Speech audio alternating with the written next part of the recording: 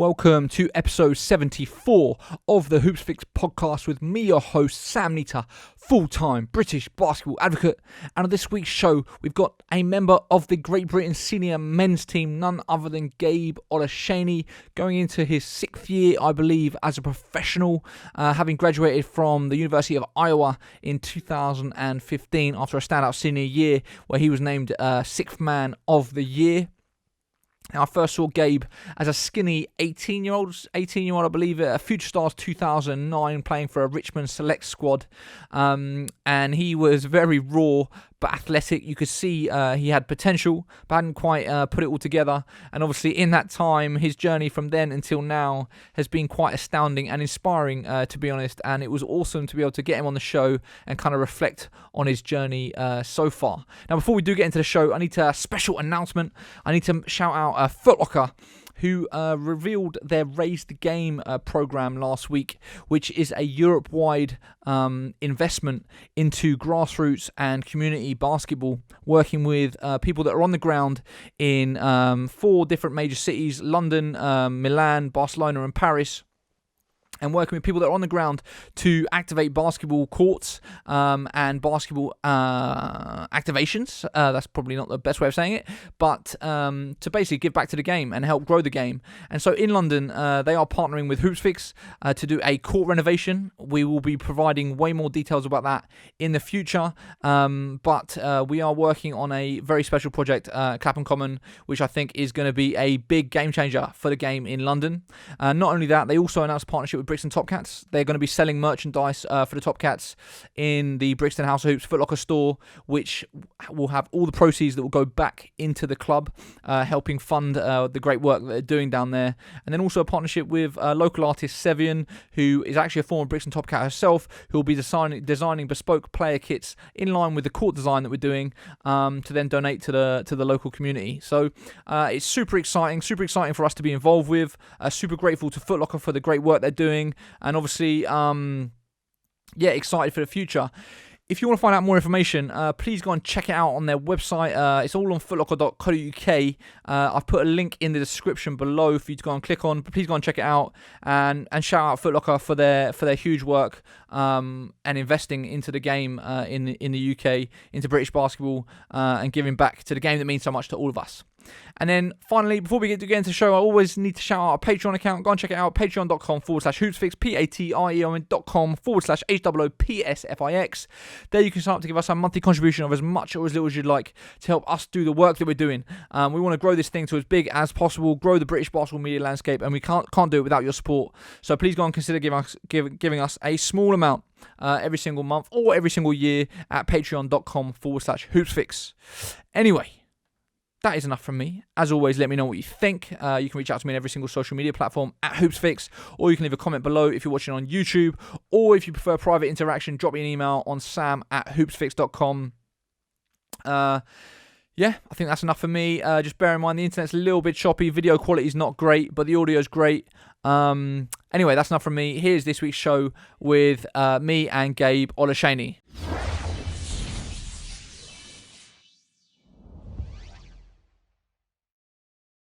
Gabe, welcome to the show. Thanks for having me.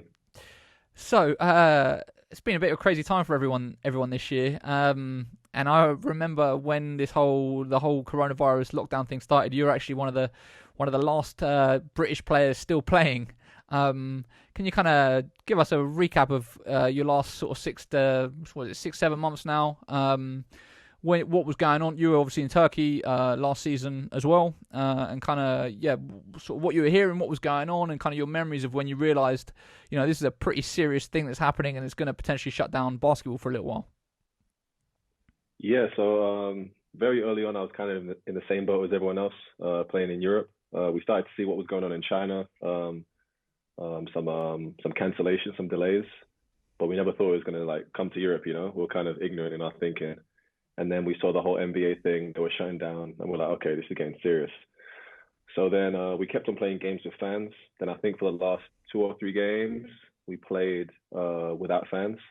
So a similar situation to what it is now. So yeah, I think for 2 or 3 games, played without fans, which was a weird feeling. And then I think we were a game behind in the league, so we just ended up playing the last game just to make everything equal in our league. You know, I think we had to make it to 22 games and we were at 21. So yeah, I think we played Efes in Istanbul the last game, and they were just like, this might be the last game. Let's just go out there and try and win. Obviously, we couldn't get the win, so it was weird. Then after that, we traveled back to the city I played in Turkey. Had a conversation with the GM. Basically, the season's postponed. I think all the Americans went back to the States, and I decided to stay just in case we could start playing again. Yeah, and I think I was over there for like 2 months, just going kind of stark crazy mad, just trying to stay in shape. Wow. Didn't leave my apartment, and then they text me like a couple of days, like, yeah, we have a flight back to London after the season was cancelled, and I just ended up going back. So yeah, it was kind of crazy. So you were there for another 2 months after the season was initially postponed. Were you under lockdown there? Was what were the measures like? Was it pretty strict? Like, kind of what sort of restrictions were you under? I'll say the restrictions were pretty much like the rest of Europe, because early on people didn't really know about too much about the virus, you know. So everyone was like stocking up on toilet paper, water, stuff like that. I mean, I did it too, but not to the excess levels that you see in the States. Don't tell me you stocked up on toilet paper. You weren't one of the ones that went and stocked up on toilet paper. No. I just got I got like 2 weeks worth, because you have to do the 2-week quarantine, you know. So yeah. I didn't take too much. Yeah, so I got some supplies, got some food, just hunkered down for I think 2 weeks, and then after that, I was just getting information from the team. They were still helping me out a lot, just in terms of stuff I can and can't do. They texted me a lot of times over the weekend. You couldn't go out past certain times, so every day they just kept me updated, you know. Besides that, just going to the grocery store, just catching up with people. Yeah, just trying to not go crazy, you know. Yeah, which is kind of difficult. So then, for the majority of the summer, you've been in London? Yeah, so I don't even know when I came back, but I came back, did the whole 2-week quarantine, and then tried to work out. I mean, I was working out in parks, basketball on like concrete courts for the first time since I was like 14, 15. So just trying to maintain some sort of level, you know, but it's not the same as being in a gym and being in a weight room. So it was difficult, but I think for the amount of facilities I had, I did a pretty good job. And then at what point, like, kind of when you coming into this season, you know, obviously you signed in Turkey again. I'm not even going to try and pronounce the name of the team that you signed for. So you I can help you out. Help you out. Go on. It's Buyukcekmece. Buyukcekmece. So you signed with them, like, kind of coming into this season. How much did coronavirus impact, kind of, I guess, the options that you potentially had on the table, the thought process you had around signing with teams, and I guess from your sort of knowledge as a player, how much has it impacted the European market for players? I think it's impacted the European market a lot. Speaking for other players, I think this year we're seeing a lot of G League guys come over, because we're not really sure about the G League situation right now. So I think a lot of guys are just taking the money while it's available. And a lot of those guys will obviously stay in the States and play in the G League. So to a certain extent, they're taking some of the jobs away from like European players or guys from the States who will regularly come to Europe, you know. So there's more competition. A lot of guys are signing in different leagues, which is good to see. But individually, it didn't impact me too much, just because I knew what I wanted. I wanted to stay in the Turkish division and just continue to make a name for myself here, you know. I've had a few ups and downs in my career, and I've really established myself in Turkey as a pretty good player here. So that was one of my priorities. And then when the opportunity arose, near I can't remember when I signed. I think early August, around that time. After I went through the whole process with my agent, there was a couple different offers from different countries, but I really just wanted to stay in Turkey, just not knowing what the situation was going to be like, whether the league is going to be cancelled, postponed. I just established myself here, you know, and I didn't want to make the transition, because if you see the course of my career, it's 1 year Germany, France, Italy, blah blah blah. So I'm just trying to stay the course here, you know, trying to have 2 back-to-back solid seasons. But in terms of I can't remember the last question you asked me. Just in terms of like, like how much has impacted the market, like for you personally, the coronavirus, like coming into this season, like how much has changed potentially, your decision making process with where you're going to sign and who you're going to sign with. Yeah, I think just in terms of wanting to be comfortable somewhere. Like I don't want to be in a completely different country, a completely different league, and just not know like the facilities, the structures of the organization, the type of organization I'm going to be with. So I think just wanted to stay in Turkey, knowing that it's a good league, one of the better leagues in Europe. I had a good season here, so I really just wanted to make the adjustment process of wherever I went as minimalistic as possible, so I can kind of hit the ground running. What is the current situation with basketball, like the league in Turkey? Like we've just seen literally just before we jumped on the call, BBL's put out a statement saying the season here that was meant to start on Friday night has now been postponed because the government put out new restrictions last week saying no fans can be in venues, which is obviously for BBL teams a big problem because it's a big revenue driver for them, a much larger percentage of their income because there's no TV deal and stuff. What's the current status in Turkey? Like, are you allowed fans? Are there other restrictions in place? Kind of, what's going on? In terms of restrictions, the whole coaching staff, every support staff member, everyone's wearing masks. Obviously, we don't wear masks when we play and practice, but there's no fans. They announced that, I think, a few weeks ago, no fans for the first half of the season. So on the second leg, hopefully we can get some fans in the arenas. Besides that, just testing, I think twice a week, right after a game and middle of the week, something like that. Like we have another test tomorrow, which I'm not really looking forward to.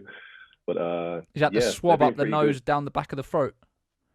Yeah, you never get used to it. But yes, they're taking care of us, which is good to see. They're really trying their best with all the restrictions. Obviously, you can't stop anything from happening, but you can try your best to prevent things happening. So I think they're doing a good job, but it's kind of weird not to play without fans.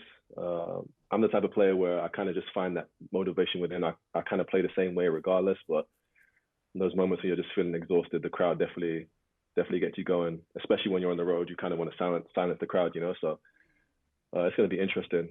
Season started last week. We got the first win, so that was really good. So hopefully we can see how we're doing. How many games do you play over the course of the season in Turkey? So there's 16. I think there's 16 teams now in the league. So around 30, I want to say.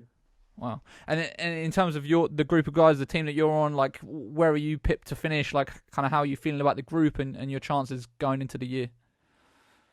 Right now, I feel as though I have a similar feeling to last year. Last year I was on a team called Buyukcekmece, great organization similar to this, and a lot of people didn't pick us to finish in the playoff hunt. And I think when the season was cancelled, we were in 9th place. So I think if the season continued, we would have definitely made the playoffs, which would have been great. And I had the same feeling with those guys from last year. I played with a few of the guys here before, some of the young Turkish guys. Devin Oliver, I played with him when I was in Germany in Wolfsburg, so he was part of the reason why I signed here. Just don't tell him that. But yeah, it was. We got a great group of guys, good coaches, so I think we can make a bit of noise this year, which is always good. Nice. So let's rewind it back to the start. I know your story a little bit. Obviously, I've been around for a fair bit of your career, but the early years, I wasn't so much. But I know that obviously you started playing around 12, 13, 14-ish. And I've heard you say that it was you were playing football, you saw some people do some hook shots, and that kind of you was like, oh, what's this basketball thing? Let me kind of take an interest in it. Can you kind of recap your sort of first exposure to basketball and what made you play? Yeah, to this day I don't really know which day I started playing basketball, but I definitely know when I started like taking time out of my day to train. I think it was like around age of 14, but just early on went to Leytonstone School. Wasn't really interested in sports. Was always athletic, but didn't really think too much about it. And obviously, everyone plays football. Everyone plays football in all across London. So did that a couple of times at break time, and then one lunchtime I saw Michael York, which is kind of my OG. He was just shooting hoops one day, shooting hook shots, and I just immediately fell in love. Like, this looks so much better than just standing in a goal, because obviously I couldn't be a striker. I had to stand in goal for hours on end. So yeah, I just picked it up, kind of fell in love with it, and started to play a little bit more. Wasn't very good, but then once I put my head down, and started to work, got a little better, then got a little more exposure, and was able to kind of move on from there, really. And was your first sort of club exposure with the East Side Eagles? Yeah, so I think I'm not sure whether they were connected to Leytonstone School. Oh wait, they were. They used to practice in the evenings at one of the Leytonstone gyms. So I kind of got in with David Lavinia, a couple of the older guys there. Obviously, I was the same height. I think I was taller than all the grown men there. So obviously, they took a liking to me. They wanted me to play. So yeah, just playing with those older guys. I think we used to pay £2 every session. We just played for hours, no stretching, no ice, none of that stuff. You just wanted to play when you were younger, So yeah, went to Eastside Eagles after that, and then I think after that, yeah, went to Monarchs. Obviously, I didn't get into Barking Abbey. Shout out to Lloyd Gardner. I always give him shit about that. But yeah, he said I spoke to, because I've heard you say this before, that it's kind of like you wanted to go to Barking Abbey, they wouldn't take you, and he said that you weren't as big as you think you were, and that there's a whole debate going on that at the time you were only 6'4" or whatever, rather than sort of the height you are now. Yeah, I was probably about 6'4", 6'5", which isn't very. I was like as thin as a twig. I'm not huge now, but like a 6'4", 5" man isn't really something you want to invest in. But yeah, I think after that I shot up to like 6'8" when I went to Monarchs, and after that, obviously finished at 6'10". So yeah, every time I see Lloyd, I saw him this summer. Didn't mention it this time, but hopefully he sees this.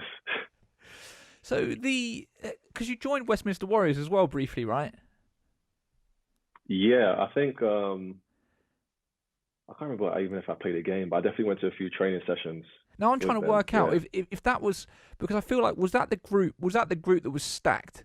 Like the 2009, 2010 season? That was like one of the first. Yeah, that was the first season of junior basketball covered. They had Ryan Martin, Teddy, Eliandro, Leon Bennett Harris. Like, was that whole group? Yeah, it was a stacked team. And you ended up leaving because go on. Sorry. Yeah, I went to a couple of training sessions. It was great. I mean, the facilities there were like top notch, something I haven't seen in England before. Obviously, all the guys, talented players, but I just felt as though, like with or without me, they were going to win, type of thing.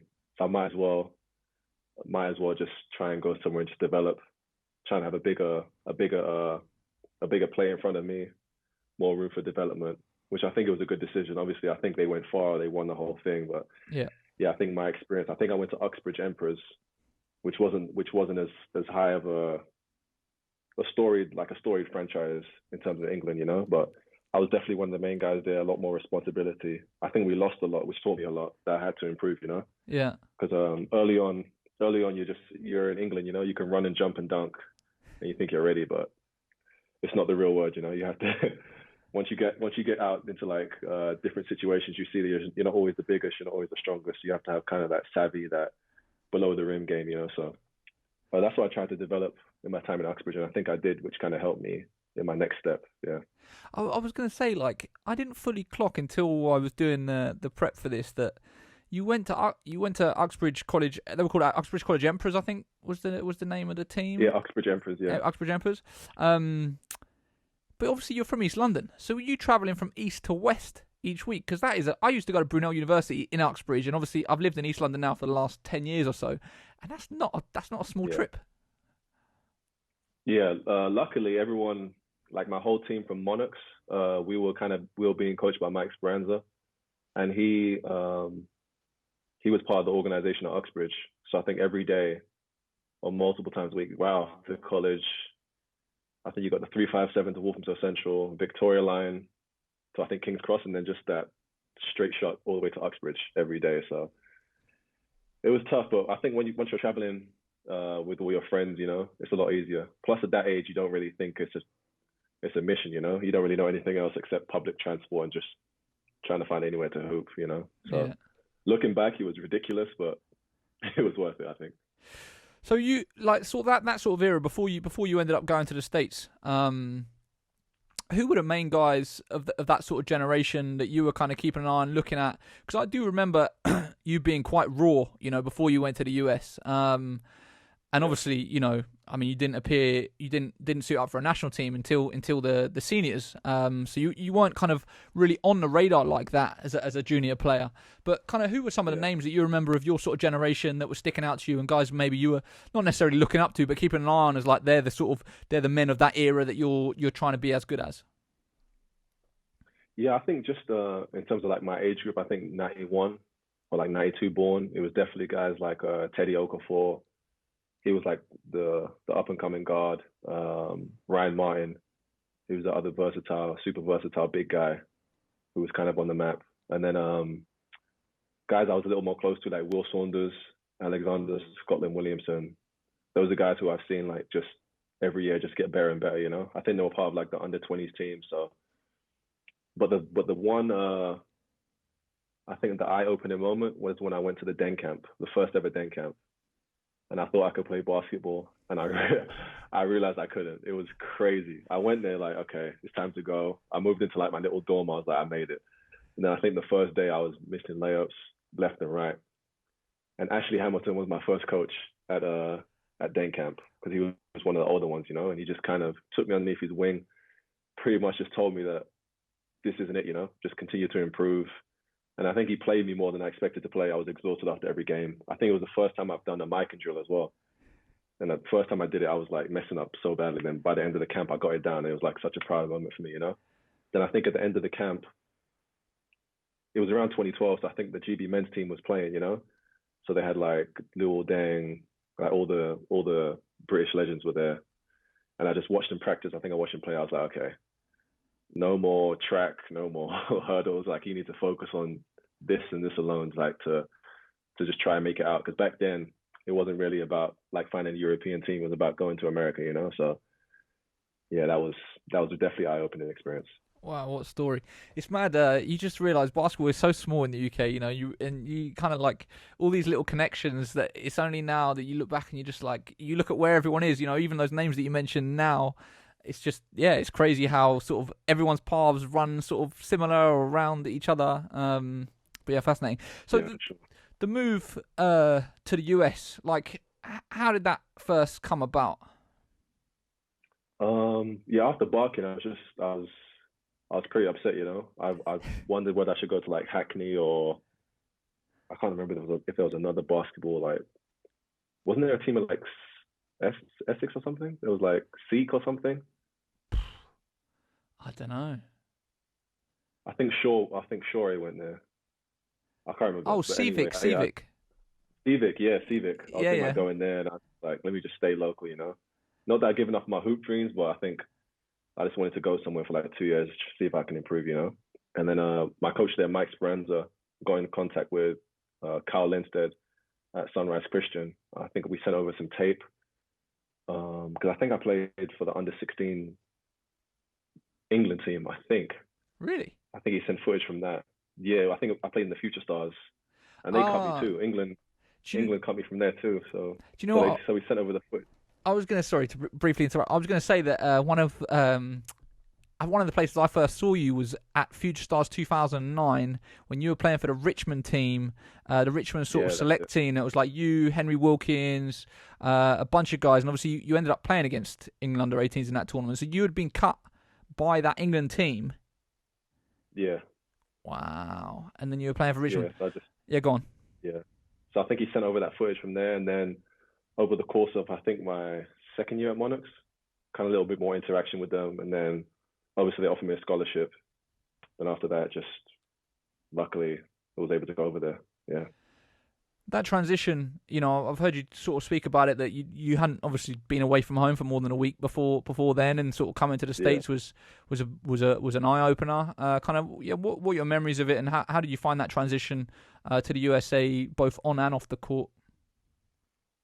Man, it was tough. Like, leading up to it, obviously, once you get the scholarship offer, you get the visa sorted out.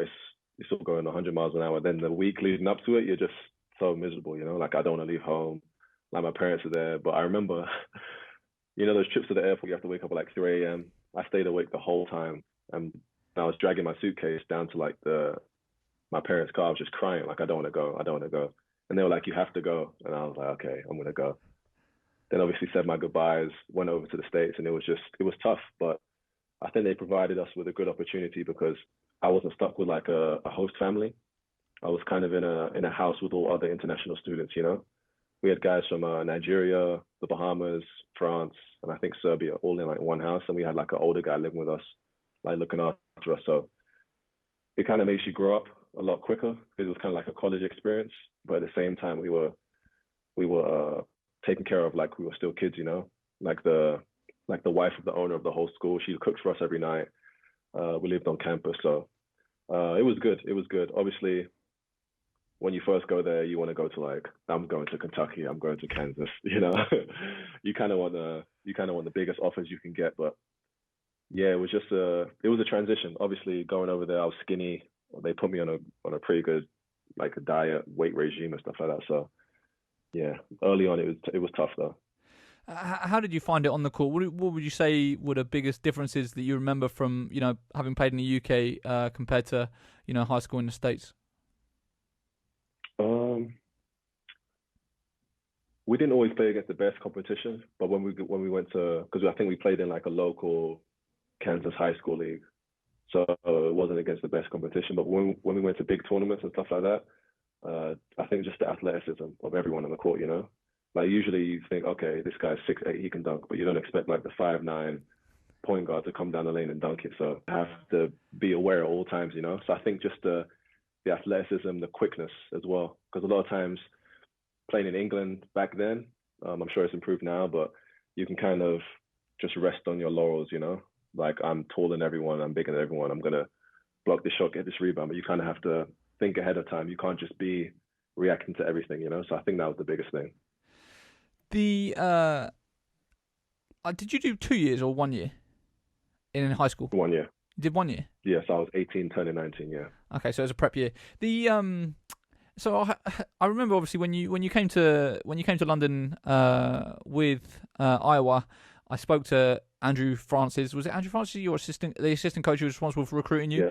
And he kind of told me the story that actually they came to one of your games to watch somebody else, and they saw you and were like, wow, like who's this kid? And kind of that was what piqued their interest. It was almost by chance. Like, you know, when you talk about the sort of the recruiting process, I assume they were the first school that kind of got onto you, but like, kind of what was the recruitment process like for you? Kind of who was showing you interest? Kind of how did it all sort of end up playing out? Yeah, so I think it was one of the first couple of games or practices. They were recruiting one of my teammates, Eric Atenda, who ended up going to Notre Dame. And I didn't even know they were there. I was just doing a regular practice, you know, kind of messing around, dunking it, just usual like ignorant shit, just trying to like show out, you know, in front of my new teammates. And then the coach came up to me after and was just like, yeah, they just offered you a scholarship. And I was like, what does that mean? What does that mean? Blah, blah, blah. It's like they want you to go to the university for like X amount of years. So I was like, wow, that's cool. But he kind of like not told me to wait, but he kind of told me to weigh my options, you know, see what else is out there. And I think I got a few more offers near the end of the school year, but Iowa was the one consistent school that was reaching out to me, you know, because obviously everyone sends letters, everyone sends emails, everyone tells the coach they're interested, but they were the only ones to consistently recruit me, you know. And then by the end of my senior year, I was getting more offers, more interest from like Texas, K-State, and like TCU, like a couple of the Big 12 schools. But I went on my visit to Iowa, met some of my soon-to-be teammates, and just fell in love with the city, you know. And I think it was an easy decision because they didn't promise me anything. They just said, by the end of your time here, you're going to be a pro, you're going to have multiple degrees. So, I mean, it all came true. So, did you go on any other visits?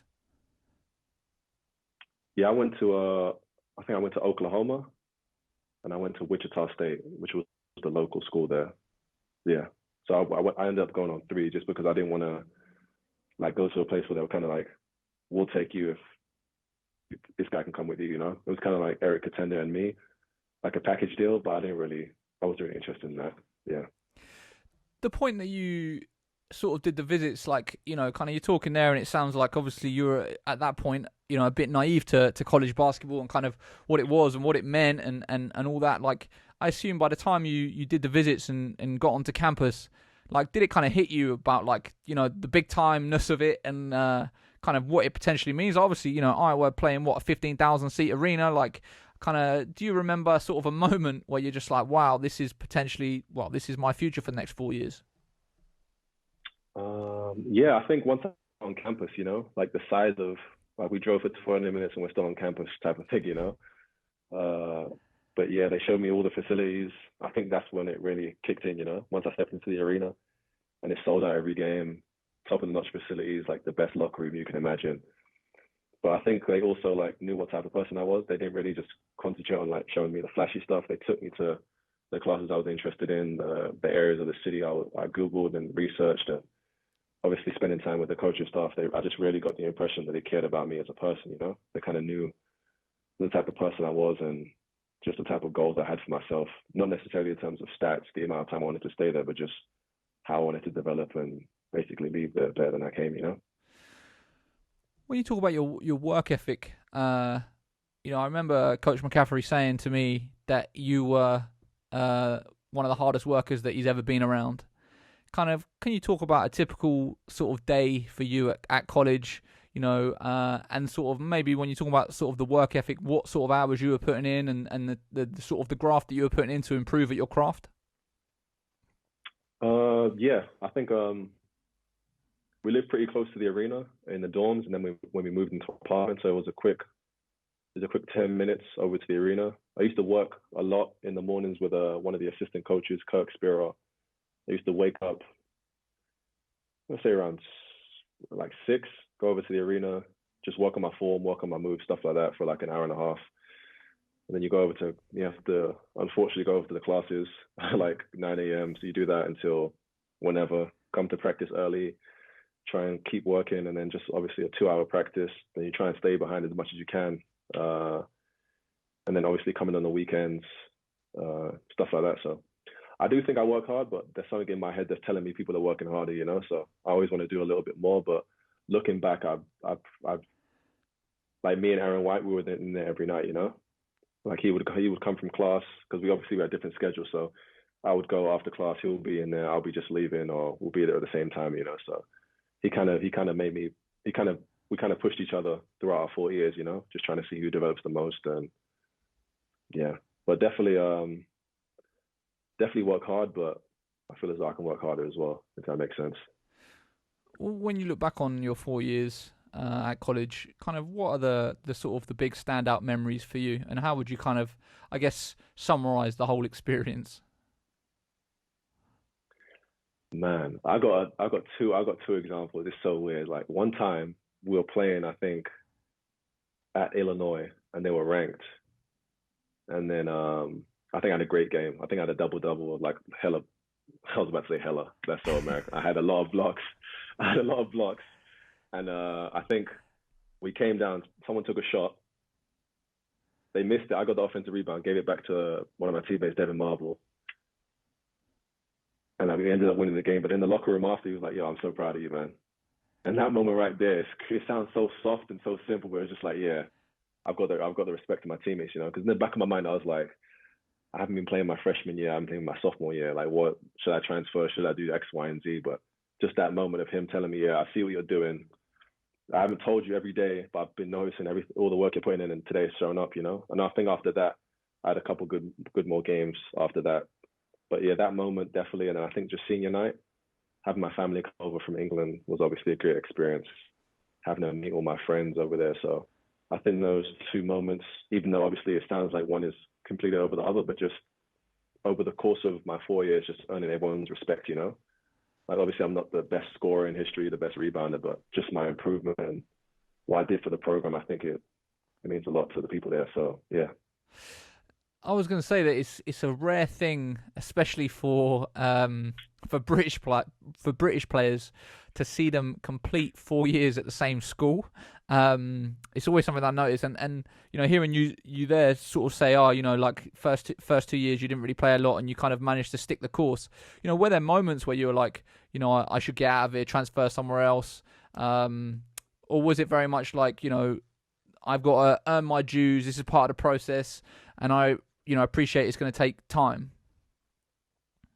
Yeah, I think early on it was just part of the process, I think there was like a few weeks in the summer where I may have been redshirted, but to be honest, I just wanted to play as much as I could, So I kind of didn't tell the coaches not to do that, but I kind of stirred them in the direction that I'm able to play. Just let me get some experience, Plus, I didn't really want to be leaving school at, I think I would have been 24, turning 25, which is not the best thing, obviously. So, yeah, I think just understanding that it's a process. I'm a big guy. I think I was playing for like 3 or 4 years, no, like 4 or 5 years before then. So it's a big jump, Obviously there was frustration, but I think a lot of the time that was people from the outside, like walking on campus, like, yo, you should be playing more, blah, blah, blah. I'm like, you have to like laugh off, like, yeah, I know it's crazy, blah, blah, blah. But at the end of the day, people don't see what the coaches are doing for you, Like I tell people that Coach McCaffrey, I think, shouted at me every day that I was in Iowa, like for 4 straight years. And my freshman year, I was like, why is this guy shouting at me? Like, this is crazy. And then one of my older guys, Matt Gatens, he was just like, the day he stops shouting at you, it means he doesn't care about your development or who you are as a player. And over the course of my time now, I've seen him stop shouting at certain individuals, and then they move on to different opportunities, or they don't maximize their potential. But with me, he was constantly on me, along with the rest of the coaching staff. So every day I just saw that they cared and they were going to put me in position to succeed. And I think going into my senior year, I just told them I want to be 6th man of the year, It was kind of like my goal. Regardless of whether I started or came off the bench, I just wanted that to be one of the goals. And obviously I was able to achieve that. So I think that's something I pride myself on too. I was going to briefly touch upon that and just ask about kind of like sort of embracing a role and being willing to do things that maybe other people aren't willing to do, and also being willing to suppress your own ego, your own minutes, your own production, for the good of the team. Like, do you find that a difficult thing to do, or do you think that's kind of like, it's just, again, winning's the priority and I'll do, whatever is necessary, whatever the team or the coach wants of me? It's tough early on because obviously you're coming from England.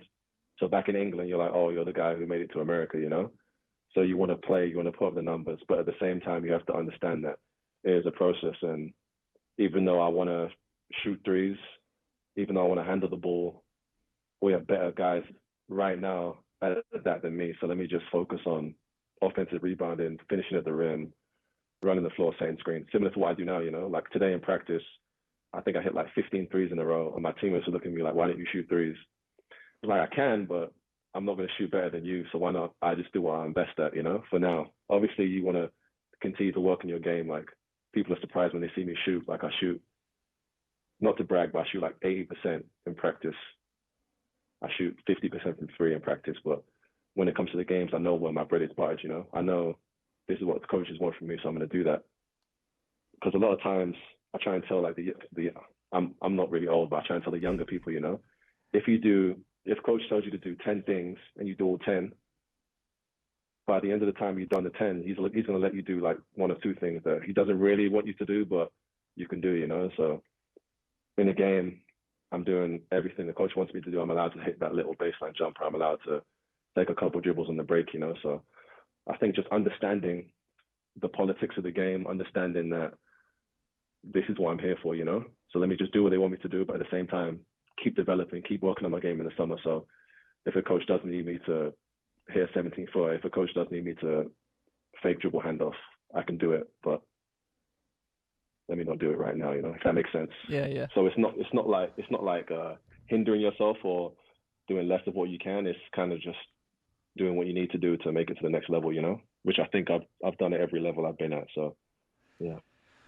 What do you think are the biggest lessons that you took from college, sort of, that you carried with you into your pro career?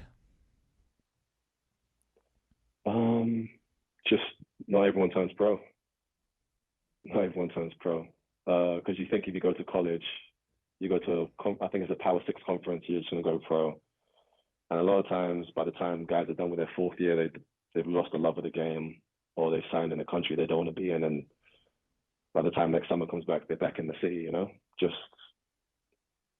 I wouldn't say working a regular job, but not doing something they want to do, So I understood that not everything is given. So I kind of tried to become a pro before I was even a pro, So my third and 4th year is kind of just taking time out of my day to like really research opportunities, the European leagues and stuff like that. So I was kind of a pro before I began one. So I think the main thing is that for the young guys that are going to college now, like I speak to Josh a lot, who just went to Iowa, Yeah. and I just tell him that like not everyone's a pro. Like the hard work starts now, and once you turn pro, it's even more difficult to keep a job, to stay in the league, you know. So yeah, just not pretty much nothing's guaranteed just because you're at this level, you know. At what point did you, like, were you dead set on being a pro before you stepped on campus for your college career, or kind of did that come after the first couple of years and, you know, you started seeing minutes in your junior year and have had a bit more production? No, just from the beginning. Like I said, I was best friends to this day with Aaron White, and we both were just on the same page, you know. Like we wanted to play professionally, regardless of whether it was with the NBA or Europe. We just wanted to have that be our lifestyle, you know, because we love basketball so much. Like a lot of guys, they play, but they don't watch the game, they don't study the game. They just like being out there and playing, you know. But I love recovering in anticipation of practice, like I'm ready to go. I love watching any sort of basketball. So yeah, just being in love with the game, just knowing that I can play professionally for 10 or 15 years max. So I might as well try and focus on that before I even touch down in my first year. So yeah, I always wanted to be a pro. Never want to work a real job in my life, you know. I never want to be, not that there's anything wrong with it, but I have an opportunity in front of me to like kind of just play a kid sport for a couple of years. So I might as well just try and do it for as long as I can, you know. Yeah, 100%. The so after finishing college, you know, there was obviously a few things that happened. You had a bunch of workouts, NBA workouts. There was the Portsmouth Invitational Tournament, which is the sort of, I guess, pre-draft camp, so to speak, for seniors, which you obviously produced very well at as well. Kind of, I'm assuming you had one eye on the NBA. You ended up in the NBA Summer League with Miami. Kind of, like, what was your thought process at that time? Were you like, I'm going to end up in the NBA? Were you very certain that was going to happen? Or were you like, you know, I feel like I've got an opportunity, I feel like I could, but I'm keeping options open in Europe as well? Kind of like, what was your mentality coming out of college? I think my mentality after college was just continuing to show what I can do, you know, and kind of roll with the punches wherever that would take me. Obviously, I knew I could actually start making money for playing the game that I work a lot at, you know. So I think just my mindset was continue to show people that I can play at a high level, that I can produce with more minutes. Because I think in college I didn't even play 20 minutes a game my senior year, so people were kind of still iffy. I don't know if iffy is the word. Hesitant about me, you know, because it's like, okay, why isn't this guy playing more if he's meant to be that good, you know, type of thing. So I kind of had to just produce in the minutes I got, and I think over the course of Portsmouth Summer League, I was able to prove that if you do give me the minutes and the opportunity, I can produce, you know. Not to take anything away from the coaches at Iowa, they did so much for me, you know, but I think just with the minutes I had my senior year and over the course of my career, it was kind of difficult to gauge what type of player I was. The NBA Summer League experience. So there was obviously two that you took part in. There was Orlando and Vegas, right? And in Orlando, you didn't end up playing that much. And I think it was in Vegas, there was a guy that was originally playing in front of you, ended up signing with Brooklyn, which ended up giving you an opportunity. Kind of in Orlando, when you weren't playing so much, I can't remember. I'm sure I heard you say in some interview, or I listened, you said about Juwan Howard gave you some words of encouragement that kind of like kept you going when you were getting a bit frustrated with it all. Yeah. Yes, I think Orlando, I think I was the second big behind a guy called Willie Reed. He ended up signing, played a couple of years in the NBA. And then after that, I wouldn't say I was like down in the dumps, but obviously you want to play. Obviously it's fun to be in America. It's fun to be in Orlando, but you want to play, you know. Then he ended up signing, which opened the door for me. And over the course of the days there, it was just like, it wasn't like generic stuff he was telling me, just like encouragement, you know, like stay the course. You're going to get an opportunity here soon. And I was like, okay, this is just typical like coach talk type of thing, you know, kind of hanging my head. And then I ended up, I think, started a few games in Vegas. And luckily, a lot of times when you go to Summer League, everyone's trying to make the roster, you know. So point guards don't really play like point guards, you know. They kind of play like masquerading as two guards. But I ended up having, I think, Shabazz Napier, Justice Winslow, and what's the guy's name? Josh Richardson on my team. So it's like three guys already established, you know. So I think Shabazz Napier just told me, yo, I'm already on the team. Like if you just run and your hands are good, I'm gonna get you the ball. So he got me the ball a couple of times. I think I had a couple good games. So yeah, it was a good experience. It was a really fun experience, especially playing with guys who don't really have anything to lose, you know. There's a lot of guys in those situations that are kind of hesitant, nervous, but those guys we're just like, let's see what we can do, you know, which is, I think, what summer league's about. Playing with, you know, a bunch of NBA level guys like that in that sort of environment, did it, I guess, almost increase your confidence in your own ability and make you think that kind of you're at that level or thereabouts? Yeah, definitely. Whenever you play against guys who have a name for themselves, you kind of just want to see where you stack up against them, you know? So I was playing against a couple of lottery guys, a couple of guys who've been in the league, and I kind of held my own, you know, especially like during my draft workouts and stuff like that. So, yeah, it was just a good feeling because at that point you just want to build confidence, you know, because obviously you haven't been playing a lot. The minutes have been up and down, but once you go against guys with those type of names, those type of games, and you kind of hold your own or play better than them, it's a great feeling, you know. The NBA workout experience, you just jogged my memory about something else I read, was that one of the standout workouts you had was in LA against Jahlil Okafor. Kind of, you know, don't need to speak about that one specifically, but if that's the one, you know, so be it. But like, can you kind of talk about the NBA workout experience and sort of standout workouts you had and sort of how that whole process was? Yeah, so after Iowa, I ended up going to the Portsmouth Invitational, which, like you said, is for seniors. Went down there with Coach McCaffrey, met with a few agents, ended up signing with one, and they sent me out to Vegas. I think, I can't remember the name of it. It was like this training facility for pre-draft workouts. Guys have been in the league for a few years. So is that Impact? Is it Impact? Yeah. I went to Impact. So yeah, we did our whole draft day workout, you know, kind of showing what we could do on the court. And then I think I ended up having 18 workouts, something like that. And a lot of times they put like the lottery picks with like the lower level guys just so they can go through the motions, you know? So I remember I landed in LA. I was like, okay, who else is in my workout group? Because there's usually like 5 or 6 guys, and my agent just told me like it's you and Jahlil Okafor. I was like, oh, okay, that's pretty interesting. So yeah, I ended up going there, ended up having one of my better workouts, holding my own. Yeah, but it was a good experience. Going against him, obviously great player, but I kind of held my own, you know, which was a good feeling. And I think before then or after then, I think I had a workout with Miami, and that was one of my better ones. So I think that's why I ended up on their summer league team. But like I said, when you go against the guys with the names and you do pretty well yourself, it's an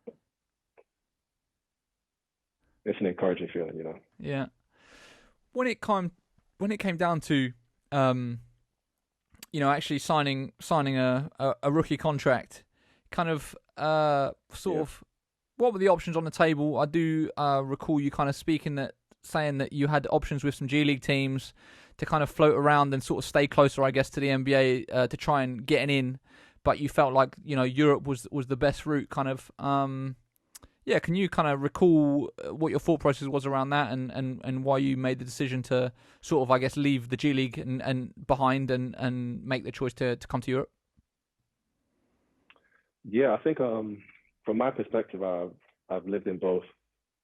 Well, not my perspective, it's reality, but I've lived in obviously both in Europe and America, you know, so I don't really have the hesitation to go back to any country in Europe, you know. I'm not like a person who lived in America their whole life, who's had their eyes set on the NBA and nothing is going to get in the way with that. I'm kind of open my options, you know.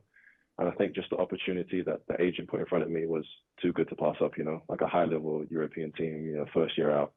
So I think I just had to jump at that opportunity. But in terms of the G League, I had a few offers. I can't remember the team names. I think they might have even changed the names at this point. But I don't regret not going over there. I think I made the right decision in terms of, like, financially, it was a lot better at the time. Obviously, the G League has improved. Financially, it was a lot better than staying in America. And just in terms of development, I think it was a better option. So I have no regrets about that. What did it feel like to sign that first rookie deal? Man, it felt like all those years of hard work kind of paid off. Obviously they say once you turn pro, that's when the real work starts. But just signing it after the year I had, it was just a great experience. Just knowing that, okay, this is your life for the next X amount of years. You need to really focus on this now. Then I was just happy, because I think me and Aaron signed around the same time. A lot of my other high school friends were doing the same thing, and we're just like, it was kind of refreshing all over again, because like going from England to high school was a new experience, and now it's college to the pros, it's a new experience, So I was kind of just excited to hit the ground running. One thing I have to ask, and I know I know a lot of people don't like talking about money, but your agent went on record. I feel like you know what I'm going to say. Your agent went on record at the time and said that he believes that you're potentially got one of the best paid rookie contracts in Europe. Now, I'm not asking you to confirm whether or not that's true, but. One, I guess, what was your reaction to hearing that your agent said that? Did that bother you in any type of way? And then two, I guess, like just on the financial side of things, like, of course, you've been at college for 4 years, you've been slumming out in the States, and now like you're going into your first job out of university, so to speak, and you're earning a lot of money. Like, yeah. I guess that must give you some level of feeling of security, stability, relief. I'd be interested to kind of just hear all the thoughts that are around that. Yeah, when I saw the quote, I think my teammates texted it to me and they immediately started saying like, yo, don't you owe me like $10 or $15? And I was like, yo, I don't know what this guy is talking about. First of all, obviously it's a good deal compared to anything, because obviously you don't make anything in college, but I think that was a little like a colored statement, to try and make himself look better. But I definitely appreciate the contract the first few contracts he got me. So yeah, but in terms of like having that financial stability, I think just for me, it was just a good feeling to know that I could take care of my family. Like I think the one thing I'm happy that I've done like throughout my career, I take care of my family. So my mom was able to retire. I can take care of my family if anything comes up, which is the main thing. If you know me, I don't really do a lot. I don't really spend a lot. So I guess my meals have gotten a little more expensive. But besides that, nothing's really changed really. I think the main thing I purchased is like electronics. And those last for like 5. I've had the same phone for I think 4 years, same laptop for 5. I've got the chunky PS4, so I mean I'm not really flashy, but it's always good in the back of your mind to be able to like, if someone calls you for a favor, you're able to help them out, So yeah. That's a great feeling to have. Do you, we hear obviously it's different scales, right? But there's all these stories about NBA players that earn all this money over their career and end up going broke. Kind of when you look at your own professional career and sort of the money that you're earning, are you sort of actively trying to make that money work for you, making investments, thinking about sort of the longer term, what you can do to ensure that, like you said, your career window is, 10, maybe 15 years if you're lucky. Are you doing things to kind of ensure that like afterwards you're in a good place, you kind of set up so that you make the most of it, so that it's not just a, 10-year flash in a pan, afterwards you're starting back at zero? Yeah, for sure. Obviously you don't just want your money to be sitting there, But I think once I signed my first contract, I think it was 2015, like that was the era of people like really starting to become like moguls and their own bosses and creators and stuff like that, So I think I signed in the right era. I think my first 2 years, I was really just focused on basketball, like, okay, I'm getting this every month. Let me just leave that there. If people need help, I can help them. But right now I'm just focused on that. And these last few years, I've been trying to like get into like property and maybe investing in apps and stuff like that, So yeah. It's definitely something I'm becoming more interested in. It's not something I'm deadly focused on now, because I think eventually things will take care of themselves in terms of that, But yeah, definitely the past year, I'm definitely looking more into making the money work for me. And then, so that on the court, obviously you signed with Bamberg, a Euroleague team, which is obviously massive, big time. There's only a handful of guys, not that many that have British from the UK that have played in Euroleague. And of course, midway through that season, ended up switching and going to another German side, Gießen. Why did that happen? Kind of what was your take on that initial part of the season with Bamberg? I think if you know me, I'm not a guy who likes to point fingers. I think I try and take personal responsibility with everything that's happened in my life, because I think as humans we have to make choices, whether good or bad. So I think looking back, I don't think I was necessarily ready for that jump. But at the same time, I don't think I was necessarily prepared for that jump, if you know what I mean. So maybe I would have been ready my second year or halfway through my first year, but I definitely wasn't put in a position to succeed initially when I touched down, Yeah. So I think the rookie transition was completely lost on me, It was kind of just like, you're on your own, make it work, And obviously, you can see from my career, I've had success in levels in Europe and domestic levels in most of the countries I played in, But that was just a big jump, especially from not playing a lot to being expected to be a starting five-man on a Euroleague team. And obviously, looking back, I could have done more. I should have done more, but definitely, it was a tough few months there initially to start off with, kind of questioning whether you wanted to keep playing, stuff like that. So it was a weird experience, because kind of like from the age of when I started 14 so for the first almost 10 years, it's just been all love, all development, all love, all take your time, it's going to be okay, to immediately like, yo, we need results, we're paying you X amount of money, you're not doing it. And then relationships start to go in a different direction, self-doubt, you're living in your own, in this big house by yourself in the middle of nowhere. So it was tough, but looking back, I wouldn't change anything, because it kind of got me to where I am now. And definitely if that opportunity to play at that level comes again, I'm definitely going to be ready. So I think once I do get back at that level, it's going to be like a full circle experience, like you started your career at this level, kind of took a wonky path, and now you're back at that level. I think it's going to be a great story to tell, so yeah. Do you feel like you're a EuroLeague level player and you can contribute in the EuroLeague? For sure. I think just looking at my career, once I've been given opportunities that I produced, like if you look at Eurobasket, playing against NBA All-Stars, big guys, and I'm putting up numbers. And obviously it's a small sample size, but at the end of the day, you can only do so much in the opportunities you have, So that was like a small sample size of what I could do if I play with the right people around me in the right organization with the right opportunities. I can be one of those contributing bigs, Obviously everyone wants to start, but yeah, I definitely feel as though I'm at that level, and I'll get back at that level, I just need to establish myself a little more in Europe, keep putting up the numbers I'm putting up, and yeah, I'll be back there pretty soon, I think. You mentioned it there, and I'm aware of time, and I do want to talk about Great Britain and representing the national team. I'm in no rush, so whatever you want. Of course you're not. Just for context for the audience, obviously you're staying up until 4:00 in the morning for the NBA Finals game, so you got hours to burn. Meanwhile, me on the other hand, it's 9 p.m. here, and I've got other things to do. But no. It's So GB is the big tournament for you was obviously Eurobasket 2017 was a bit of a coming out party, I would say, especially on the international stage like that. But kind of before then, like. You've been consistent with GB now for what, since was your first call up in 2015? Was it earlier than that? Yeah, I think 15. Whenever it was the qualifiers.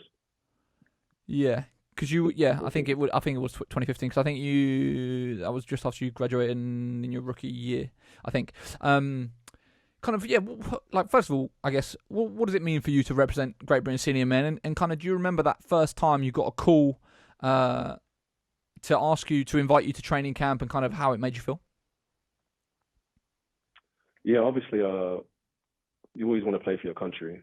Like I said, going to that den camp and seeing like all these giant guys just dunking everything and just playing with so much joy, it kind of just inspires you to want to be at that level, you know. So I think when 2012 came, I had an opportunity to be on the Olympic team, but I think they went with more established guys, and being cut early on kind of just soured me to the whole GB England basketball. Like, if they don't want me, then you can't let that happen, you know. But I think they got a new group of guys. I think they got Coach Prunty in, and he kind of just reached out to me like, yo, it's a new type of organization. We want you to be a part of the team going forward. And I was just like, Eurobasket is a huge opportunity, you know. So I kind of went with it, went there, ended up playing with a great group of guys, Teddy Okafor, Dan Clark, Kieran. So yeah, it was a great experience for me, and obviously, hopefully, those days continue. So, did you actually end up at a training camp prior to the London 2012 Olympics, or was it more phone conversations about potentially bringing you in? Yeah, it was more conversations. I think I was like on the initial roster when they put out like a lot of names and stuff like that. But I think when I was at college, I just wanted to focus on the college season, you know. Yeah. Yeah. Okay, fair enough. Yeah, Eurobasket 2017. Obviously, your performances. I mean, I don't know. Did you finish up as the leader in efficiency over the whole of the tournament? I'm not sure, but we went 0-5. That's what I remember. We did win the game. I remember I was crying at the press conference like an idiot. But of course, that was that year. Yeah, go on. Sorry. Yeah.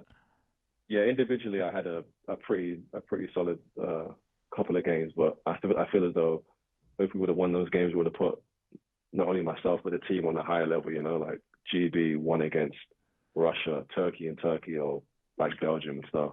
Yeah, those were some tough losses for sure.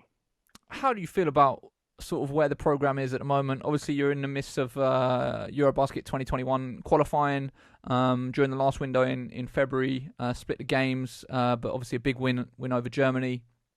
Kind of, yeah. How do you feel about the current group, and how are you feeling about the team's chances of qualifying for Eurobasket? I feel good about the current group. Obviously, we have a couple of established guys, a couple of familiar faces in the organization, which is always good. So there's not that transition, you know, having to play with new people, stuff like that. So yeah, I think the talent level keeps improving with every window. We have a solid group of guys, good coaching staff. When it comes to windows, it's always difficult, you know. You have 10 days to kind of establish like a completely new group of guys, learn the plays, offense, defense, X, Y's, and Z's, and then just go out there and play, you know. So personally, I prefer to have a few weeks in the summer, but when it comes to the windows, it's a great opportunity to just, you're forced to band together, you know. So I think in this upcoming window, in a few weeks, I think it's going to be another great opportunity. Not really sure how they're going to do it. Maybe a bubble situation is what I've been hearing. So yeah, I think we've got a long list of guys who can make the team. I'm sure the coaching staff will put the guys together who they think are going to be able to gel within that window. I think we're in great position to get 2 wins, especially with the guys we've had over the years. Everyone's playing well in whatever league they're in right now, so looking forward to it. I was going to say, yeah, FIBA announced probably 2 weeks ago that the games are moving to a bubble situation with a central host venue in groups of 4 or 8, and okay. I hadn't fully clocked that actually during the next window for GB it was a home doubleheader. So which means I mean that's all but guaranteed that you're going to lose 2 home games. You know, do you think that how much do you think that impacts, you know, your guys' performance? Obviously, Newcastle was a great situation where, you know, the organisation did a great job of filling it and having a packed crowd. Yeah. Do you think that sort of moving to a bubble situation where you guys are now going to be in a neutral venue somewhere in Europe could negatively impact your chances of registering wins? I think it just depends on the group of guys you bring in. We've got a group of guys that don't really care about where they play, you know. We could be playing in Newcastle, which is obviously a great environment. We could be playing in Turkey against 20,000 people. We kind of just want to be out there trying to represent, you know. So I think regardless of where we are, under whatever conditions, we're going to go out and play hard.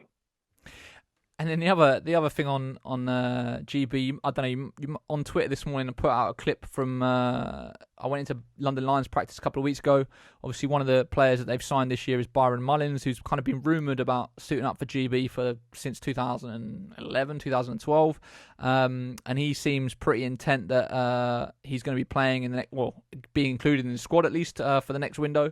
Yeah. You know, when you talk about him as an addition to the team, like obviously he's going to be in the front court with you.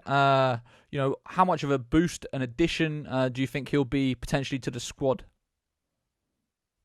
I think it'll be a great addition. I watched a couple of the clips you guys put up from the game in the Champions League qualifiers.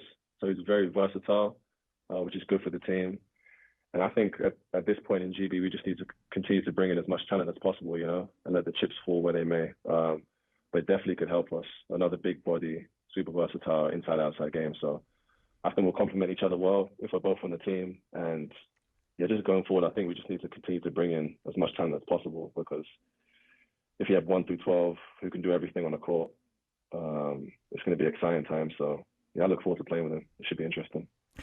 How do you feel the communication has been from the federation to you guys as players? Like, are you in regular contact with them? Kind of, how much in the loop are you of the sort of the upcoming window, or is it very much more a case of, you know, you get to closer to the time and then you get a call, we need you in to training camp in the next week or two?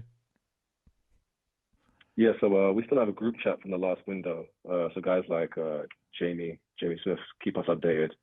I think maybe a few days before official announcements or around the same time. So we're not kind of like blindsided by any of the news, you know. So that's good. But they do a good job of keeping us updated. Obviously, sometimes with the financial situation, it's pretty difficult to know where we're going to be staying and travel plans and stuff like that. But with the information they have and the money they have available, I think they do a really good job of keeping us all updated. During the course of the season, how much are you in touch with other GB guys, not necessarily GB national team, but obviously GB national team, but also, you know, British players in general? Who are the guys that you speak to on a regular basis? Do you follow sort of how other guys are doing and keeping up to date with kind of how you're doing in your respective leagues? Yeah, so I have all the apps on my phone. I know where all the guys are playing. So yeah, spoke to Miles a few days ago about how he's starting off in France. Spoke to Teddy, I think 2 days ago, but that was more of just a banter conversation. But then obviously guys like Will Saunders, Alexander Scotland-Williamson, those are my really close friends. So I keep track of everyone. I think Obi just had a good start to his season in Le Mans. He had a pretty good game. Trying to think who else there is. But yeah, I know where everyone is playing. Obviously, you guys at Hoopsfix do a good job of keeping us up there on everything. So yeah, just try and have those conversations, try and see how guys are playing. Like Carl Wheel's still in Italy, Carl Johnson's back in Canada. So yeah, just checking in all the guys, see how they're playing. If they have a good game, try and reach out to them, you know, tell them I see them working, stuff like that. So like I said, we have a good group of guys. Everyone's pretty humble. Everyone works hard. So just can't wait for the next window so we can talk a little shit when we get back together. Have you seen any young British guys that you're excited about and potentially, you know, the future in terms of joining you guys on the GB senior team? Man, young guys. I think the only young guy who I'm really paying close attention to, because obviously there's a connection there, is Josh. Yeah, Josh Who Ogundelli. went to Iowa. Yeah, so yeah, Josh Ogundelli. Similar situation to me, England to Iowa. So he's one of the guys I look at. Definitely going to keep update with him. Were you involved with his recruiting? How he's doing, but yeah, so I saw, before anyone reached out to me, I saw that he was getting recruited by Iowa. I reached out to him, see if he had any questions, just the typical stuff, you know. And then I think Coach McCaffrey called me to see, reached out to see the situation with him, you know. And I told him I've spoken to him before, similar situation. He was like, yeah, if you just continue to keep that relationship going, conversation. I was like, yeah, that would have happened regardless, you know. So he reached out to me a few times. We had a few conversations on the phone about all the questions he had for me, and then I was thrilled to see he signed there. So I think he's over there now. I think he messaged me. I haven't messaged him back yet. I'm pretty I'm pretty bad with messages, but yeah. Shout out to Josh. I think he's gonna. If I do have any records at Iowa, he's gonna break them all within I think the first year of him being there. Yeah. Nice. So jumping back to your pro career, after that rookie year, you ended up in Italy with Sassari. Kind of how was that as an experience? Obviously, a new country, first time you made the switch from one country in Europe to another country in Europe for your pro career. How was the transition? How did you find it? It was a fun transition. I think the main thing about me is I've always had a good group of guys on my team, to keep you level-headed, to kind of have that escape away from basketball. So we had guys like former NBA players like Darius Johnson-Odom. He was a big part of the reason I had some success there, and a couple other guys, just veterans in the league, So I think we started off well, and then with certain teams in Europe, when they're at a certain level, once you start losing, they can bring in new guys, Once we started losing, we had a brief stretch because we played Champions League. I think we lost, like 6 games in a row of Champions League and domestic league. And in Europe, that's like a death wish, So we thought, okay, we're all going to leave the team, like we're all going to get cut. And I was like, okay, I've been through this before. It's my second year. I was like pissed, angry, depressed every day, kind of like shit is happening again. I'm never going to get out of this rut of not establishing myself in Europe, But they ended up keeping me. They ended up keeping us all. So I think 4 guys were sitting on the bench because you're only like 5 foreigners. So I think we had, 7 or 8 foreigners. So every game there was like 2 or 3 of us not playing, And then eventually the guys that weren't playing started to leave. Then I was the last one there, kind of like ignorant, like I can make it back. I can make it back into the lineup, And in Europe, once you're winning it, the coaches don't really want to change anything, So I kind of had to plead with the organization to let me go, type of thing. So I ended up leaving, I think, a few months to the end of the season. But I had to leave, just so I could start putting up numbers again, because a lot of times they say, oh, numbers don't matter as long as you're part of a winning team. And then you see a guy average 20 points in the worst team in the league and he goes to a much better situation, So at the end of the day, I kind of had to continue to establish myself, So that's when I made the move to France, yeah, for the second half of the season. I was going to say, how hard is it to balance that whole thing of being aware that everything you do is potentially going to impact your job next season, right? It's like if you have a bad run, it could potentially change people's perception of you, and then put you in a situation where you don't have as many offers on the table. And obviously, the other thing is, like you just said, you've got to balance your own personal production with the team's performance as well, because of course it's important. You want the team to win. You want to have success. How do you approach that? Early on, it was difficult because obviously I've been part of winning teams earlier in my career, but I wasn't contributing to winning. So obviously I'm happy the team is doing well. I'm happy we're reaching these goals, but very early on in your career, if you're not a part of it, it's not necessarily like you're not as happy, but you just understand that you need to be a part of the winning, because you don't want to be replaceable, which is what I was my first 2 stops in Europe. I always tell people I've been fired from my first 2 jobs, and that's made me the man I am today. So it's difficult. You kind of have to balance it, you kind of have to understand that, okay, I have this offensive rebound. I need to go back up with it as opposed to kicking it out, resetting the offense, So there is a level of selfishness, but it has to be within the team structure, I can't be taking 20 shots every game. I have to do the most I can with the 6 or 7 shots I'm going to make, which is why I think I'm so efficient. I don't know when I'm getting it back, Makes sense. The so with Sassari briefly, so when you were playing Basketball Champions League, that was during that season I was involved with the Basketball Champions League for the first few years, just helping them out with a few things. So I was always covering game night. I'd always try and get your games. But there was one game that sticks out in my memory because you hit a buzzer beater to tie it and send it to overtime. And I don't know whether you've seen the TV broadcast of that game. Jeffrey Taylor's commentating, and his voice completely breaks as he calls you hitting it, and he screams at the highest pitch, and it's the funniest thing I've ever heard. But it's great to see you do kind of when you talk about individual shots. Does that one stick out in sort of standout moments? Because obviously it was a big shot at the time. Yeah, for sure. I think I've only watched it once when like my teammate showed me right after the game, and I was kind of just laughing, because I missed the free throw to win the game, but we ended up winning the overtime, so it was kind of a relief. But yeah, that was kind of in the part of the season where I don't know where I'm staying or where I'm going. I'm hearing rumors that they're bringing in 3 other big guys. The whole foreigners is going to switch, going to go like 180. It's going to be a completely different team. So I think I started off the game pretty bad, but then my team was just like, if this is it, let's just go out on a bang. So I was like, kind of like, fuck it. I think I got a couple dunks, got that layup.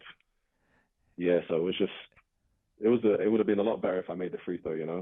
Iced it there, but I'm just so glad like I said, the main thing, you just want to contribute to winning, especially early in your career, so yeah, that was a great example of that. And then France, like, again, I've heard you say that it was such an athletic league, so many athletes, kind of. Yeah. When you compare, like, so you've played Germany, France, Italy, Spain, and now Turkey. When you kind of compare all of those leagues, where do you put each one, and kind of how does each one differ? I think this isn't just my opinion. These are like in the rankings every year when they come out. I think Spain is definitely the toughest league. Just the development of every player, like every player can do it all on the court. They have a lot of Euroleague, Euro Cup, Champions League, European competition teams. Then I say Turkey.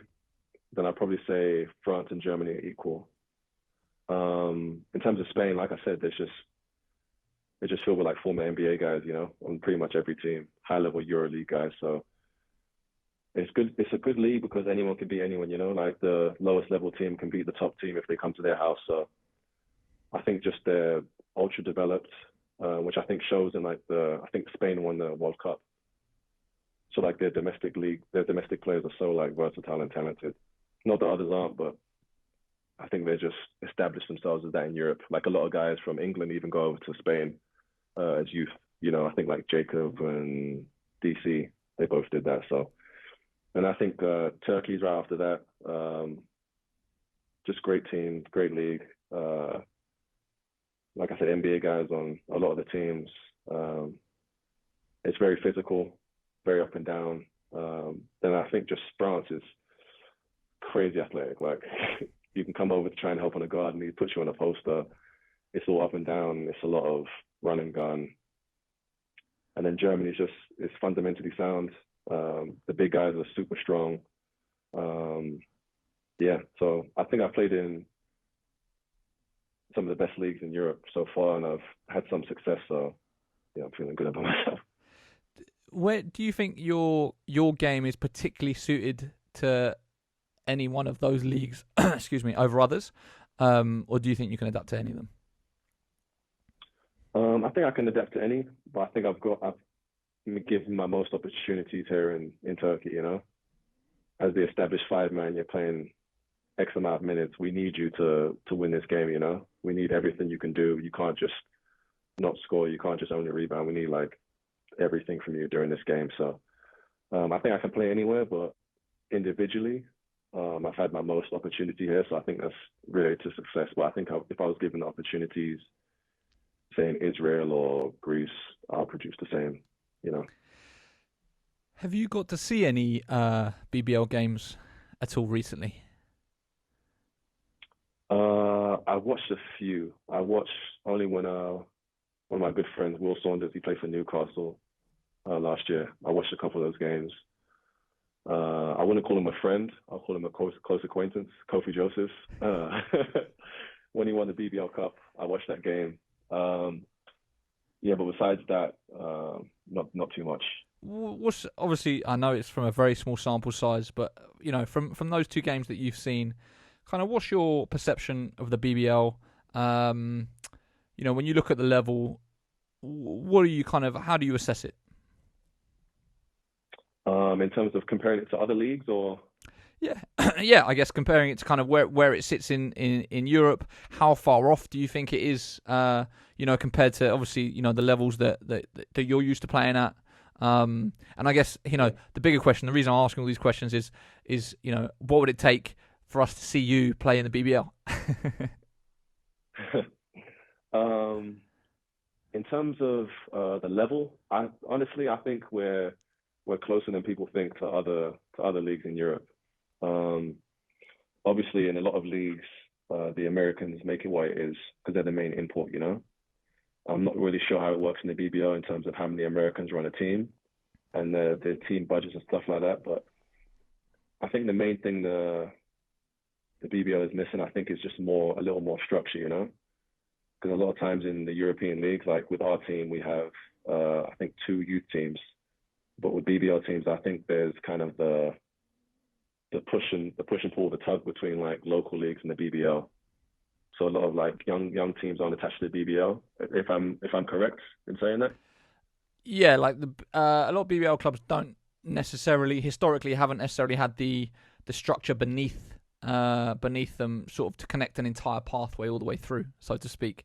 And then when you're talking about opportunities for younger players, that's definitely something that is talked about a lot. Where we don't see sort of the top younger guys necessarily playing or getting opportunities to play in the BBL. Yeah, so I think just the thing it's missing is that development, because we definitely have guys that are as athletic, that can shoot as well. But I think it's just a structure overall. But individually, like a lot of people, like it's the worst feeling. Like you travel 8 hours to go play a game, and you're just over there stretching by yourself, and all your teammates are going back and forth. The coaches are going back and forth. Oh, how are you doing? Blah blah blah. Like they've grown up in the country together, switching teams, different cities, catching up with each other, and I'm just over there by myself, Like I think I've only played against one British guy in my career, two. I think like Luke Nelson and Ovi when I was in Spain. Like those are the only 2, and DC obviously. So those are great experiences. But I think we're right. I think we're right there. We just need like a lot more guys to stay home. I think that's more to do with the financial stuff, but 100%. I think it's definitely possible. You're seeing stuff like the London Lions. The stuff they did this year was great. I think every week you guys were reporting they signed a new guy. Well, how big is this roster? This is unbelievable. Rosters at like 16, I think. I think it was at 16 at one point. Was there any, like you said, I think the biggest barriers, for guys like yourself is for sure is on the financial side of things. But there has been positive changes recently where, the salary cap is 250,000, but it doesn't include the top 2 highest paid British earners, which means that if teams have the backing, they can potentially, push the boat out. And so, situations with the London Lions, who obviously had new ownership kind of take them over this year, are working with much bigger budgets than we've potentially seen in the BBL in recent years, for sure. Was there any conversations at all, like with the Lions? Did they reach out to you at all? Was there anything there? No, not this summer. No. Okay. But like I said, the stuff they're doing is really, really amazing. Yeah. That was definitely a foul at the end of the game. On Matthew. Definitely a foul. Yeah, for sure. And he would have made them both, and then we would be having a completely different conversation. But I think just the willingness to, like, showing the rest of Europe and America the willingness to spend money and try and get in those European competitions. I think it's a big deal. Like even a few years ago, the Riders, what they did in the Europe Cup, I think the Lions will even exceed that this year because of the depth and the talent they have in the roster. So I think once you show the rest of Europe that you're in it to win it, you're taking this stuff seriously, I think results will follow, and a lot more guys will hopefully want to come back. 100%. I mean, Lions playing in Europe is a big nugget for people when you're talking about players being potentially attracted to playing. But I think the issue's COVID. It's a double-edged sword, actually. I think there's part of me that's like, well, the fact that COVID wiped out the chance for Lions to play Neptunus at home, a Lithuanian team with the Lithuanian population in London. I mean, that's pretty much a guaranteed sellout at the Copper Box. That's potentially a lot of money made for the club. And that's obviously a huge downside. But then on the positives, a lot of teams are working with reduced budgets this year. And so if you've got the money like the Lions seemingly do, you're potentially going to be playing against teams that have weaker rosters than they usually do, so it's a better opportunity than usual to potentially qualify or whatever. Obviously Neptunus were 100% Lithuanians, didn't have any import guys, so it'll be fascinating to see how they do. Now they haven't qualified for the regular season, they're going to the FIBA Europe Cup, which of course has been delayed until January. Which now I don't know where that leaves them with the size of their roster, having to pay guys for another 3 months without them actually potentially playing games or as many games as they originally had scheduled, especially now with the BBL season having been delayed. So, yes, I mean, COVID is for sure causing havoc all over the place. Sorry, I'm digressing here all over the place. So you went to France, and then after that, you did your season in Spain with Fuenlabrada, right? Yeah. And kind of you just said there that was, in your opinion, the highest level sort of league that you played in. Can you kind of, I guess, share your experiences, what that was like, and kind of what your biggest learnings were in Spain? Yeah, I think the experience was good. Obviously, I didn't have the role I thought I would have. I think going into it, we were meant to be like a middle of the pack team. Not fighting to stay in the league, but a little bit above that, like almost on the playoff verge. Mm-hmm. And we just got off to such a good start in the league that we kind of just immediately switched our thought process to, okay, we're going to make the playoffs, So it was kind of, instead of like a development year, like, let's see who we have here, it was kind of just like a win now, which obviously is what usually pro teams are like. So I had a little bit more of a reduced role, but I think I definitely showed flashes when opportunity arose. I remember having a couple of good games against some of the better teams in the league. So my confidence definitely started to grow, even though I didn't necessarily have the opportunities that I would have liked. But in terms of the team's success, I think it was one of the better years they've had in a long time. So definitely being able to be a part of that was a good experience. And obviously, I think I had the opportunity to stay. I think I don't want to say that because if they didn't offer me, that would have been bad. But yeah, I think I had the opportunity to stay. But yeah, just knowing that we had so much success that year, and sometimes it's hard to replicate that, regardless of who's around you. So I think decided to make the change back to Germany. Yeah, like you went back to Germany with Würzburg, and there you got the opportunity to play in European competition again with the FIBA Europe Cup, which obviously you had a outstanding year, making to the finals, and unfortunately coming up short there. Was there a how did it feel sort of going back to Germany, obviously after your rookie year, which sounded semi-traumatic a little bit? It was a very difficult situation. Was there a sort of level of personal vindication, sort of going back and sort of having that level of success in Germany? I think young me would have said yes, but over the years, it's just, I think regardless of what you do, people are going to have their ideas and thoughts about you. So it was kind of just good to go back there to tell myself that, you weren't all to blame, like you can play in this league, you can play well, you can contribute to winning, So it was kind of just that monkey off my back, that relief of, okay, it wasn't all down to me. Like I can achieve at this level, Yeah. And getting back with one of the coaches that believed in me first was a great experience. And unfortunately, we didn't meet our goals.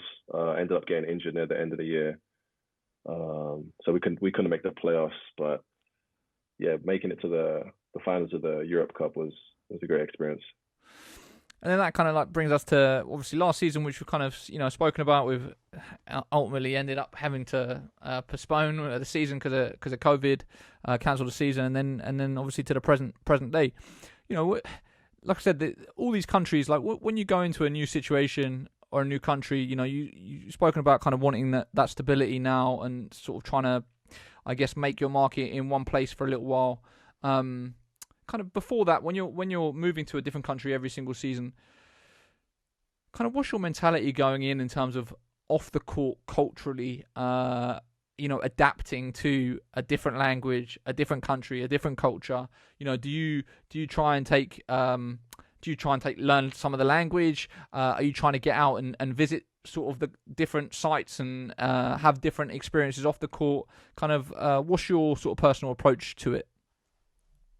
I think early on in my career, like a lot of the answers I've given today, I've kind of just wanted to focus on basketball. So literally just going from the practice to my apartment back and forth, just kind of in my own world, like trying to really make it in this basketball thing. But I think the last few years, I've really just uh, tried to engage more in the local culture and stuff like that. Especially my year in Wurzburg, I hung out with my teammates a lot in the city, experiencing the culture more, the food, and especially these last 2 years in Turkey, starting to learn a couple phrases, trying to have a few conversations with my teammates, indulging in the local cuisine and stuff like that. So I think you have to have that balance, Early on, it's just all basketball, but that can drain you, If you sometimes you need to take a step away. Like today, I think come home from practice, I'm just gonna watch some dumb videos on YouTube, probably FaceTime with a few people back home, and just get away from it, and just recharge and get ready for the next practice. So even if I did have a bad practice today, it's not on my mind constantly, So yeah. I think it's a good thing to try and experience their cultures. Even though London is multicultural and there's so much to see and do. Like right now, I'm living in Istanbul. I'll be stupid if I don't go see all the sites here or go out for some food I've never had before, So while the opportunity's here, I might as well take advantage of it. Perfect. And then just some quick fire questions to finish. Starting with, so far, up until now, the best moment of your career? Oh, the best moment of my career. Kind of made me think I haven't done shit. I'll probably say individually, probably winning the Sixth Man of the Year was pretty good. And then as a team, probably making it to the Europe Cup finals. That was a good experience. Just the whole, every game was like do or die in like crazy atmospheres, crazy crowds, like people throwing pennies, lighters at you, fireworks in the arena. So yeah, those two. And then the opposite of that, the worst moment or toughest, most difficult moment of your career so far? The most difficult, probably getting fired for my first 2 jobs of my life. But looking back, I kind of look back with a lot more appreciation to be in those situations, and gratefulness that the opportunities that followed were so good, if that makes sense. Yeah. And then I can't really think of on the court too much. Probably a few mistakes here and there, like defensive mistakes that could have changed the game. But if you look back, the 3 mistakes you made in the first quarter was really what cost you. It wasn't the one at the end. So yeah. Best coach you've ever played for? Ooh, best coach professionally? Your entire career? I'll probably say Coach Fran McCaffrey. Obviously in college, it's not really too much. Well, compared to the pros, it's not really too much X and O's. I think on this team we have this year, we have a lot more players than I ever had in college, but just in terms of that daily development of really wanting to get to know you, setting you on a path for greatness, that was probably the best experience. Toughest player you've ever had to play against? Man, that's tough. Probably Porzingis in Eurobasket 2017. Didn't you drop like 23 on him on like 10 of 11 shooting or something ridiculous? I had a pretty good game, but like I think to start the game, it was an alley-oop, tip dunk, shot a 3. And I was like, shit, this is ridiculous. But I think he was one of the best ones. I played against, in that tournament I played against like Mozgov, Alexei Shved, Cedi Osman. Yeah, just the whole Eurobasket. Anyone we played in Eurobasket was really good, yeah. The best British player that you ever played against? Man, the best British. It's weird, I haven't really played directly one-on-one unless it was like a GB camp. You can talk about GB camp. It doesn't have to necessarily be a game. Like it could be scrimmages, whatever. Like kind of best player. You don't have to be. In fact, actually, we can remove. You have to play against them. Like kind of like you even that you've seen like in person. You've been there, seen them work out or whatever. I'll probably have to say Ryan Richards. He's tough. Just being a footer, he can dribble, pass, shoot. Yeah. So yeah, he's probably the best British player I've seen. Favorite British teammate? Favorite British teammate? Ooh. I'll probably have to say Will Saunders, just because we have that connection from our old Forest Gate, East London days. Yeah. But a guy who I've been around constantly, probably, I'll probably say Luke Nelson, even though it pains me to say. I had to say Luke Nelson. And then finally, goals for the next, let's say, 3 to 5 years in your career. Kind of, let's say 5 years time. What do you want to have achieved on the court, off the court, like in your basketball career?